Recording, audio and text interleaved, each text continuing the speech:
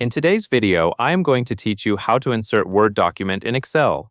This is a simple way to place a Word file directly inside an Excel worksheet, so it is easy to keep related documents together in one workbook. If you want to attach a report, notes, or any supporting document to your spreadsheet, Excel gives you a built-in tool to do that quickly. To begin, open your Excel file and click the cell where you want the document to appear. This part is important because Excel will place the inserted file in that general location on the sheet. Choosing the right cell first helps keep your worksheet organized and makes the document easier to find later. Next, go to the Insert tab at the top of the Excel ribbon. This tab includes tools for adding different kinds of content into your worksheet, and that is where you will find the option needed for this task. Once you are in the Insert tab, look toward the far right side in the text group and click Object. This will open a pop-up window with a few different options for inserting content into Excel.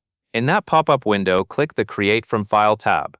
This option allows you to insert an existing file from your computer instead of creating a brand new object from scratch. Since you already have a Word document ready to use, this is the correct choice. After that, click Browse and locate the Word document you want to insert. Select the file, then confirm your choice so the file path appears in the Object window. Take a moment here to make sure you selected the correct document before moving on. Now check the box labeled Display as Icon. This is usually the best option because it keeps your worksheet looking clean and neat. Instead of showing the contents of the Word document directly on the sheet, Excel will insert it as a small icon that you can click later to open the file. Finally, click OK. Excel will place the Word document into your worksheet as an embedded object. You can move the icon if needed and position it more neatly on the sheet after it appears. That is the full process.